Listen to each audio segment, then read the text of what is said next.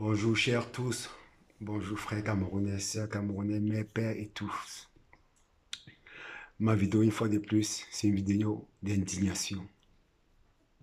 Il y a quelque temps à Bafoussam, le jeune Cyril Ebanga était tué à bout portant par une femme en tenue. Très peu de personnes s'y sont indignées.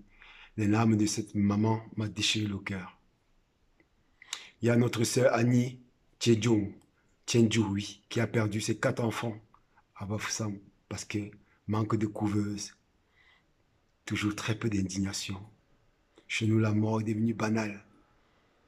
Personne, j'ai l'impression que on n'apprend pas, mais on continue.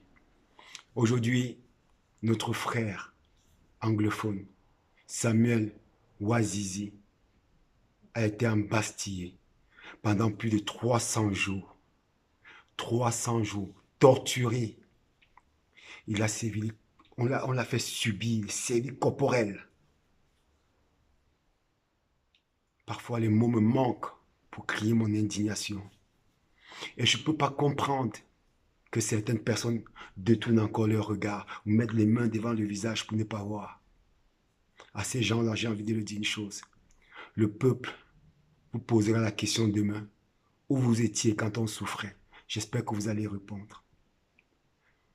J'appelle tout le monde à prendre conscience que le Cameroun appartient à tous les Camerounais, à nous tous. Je ne peux pas croire que dans notre pays, la mort est devenue un jeu. Comment quelqu'un peut être torturé, embastillé pendant plus de 300 jours sans voir un juge, sans voir ses avocats, torturé et finalement laissé pour mort. Je vous appelle tout simplement, mes frères camerounais, à un peu d'indignation. Posez-vous la question. Si ça arrivait à un de vos proches, à votre père, à votre mère, à votre frère, comme le petit Ebanga qui est mort à Bafoussam, qu'est-ce que vous allez faire? Vous attendez tout que ça arrive chez vous pour réagir? Non, mes frères et sœurs. Non, s'il vous plaît. Prenons conscience que le Cameroun, c'est notre pays à nous tous.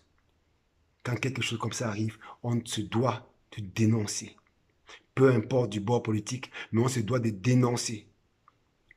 Alors moi, je dénonce. Je dis et je répète que Samuel Ouazizi n'est pas parti pour rien. Il a écrit l'histoire. Et chaque Camerounais, nous devons d'assumer cette histoire-là. Peu importe du bord politique, on va assumer cette histoire. La mort de ces journalistes va rester gravée dans nos mémoires tous. Essayez de vous imaginer 300 jours enfermés, torturés. Imaginez-vous ça. Merci beaucoup. Bonne journée. Et j'ose espérer que cette vidéo va vous amener à juste vous regarder dans le miroir. Merci beaucoup.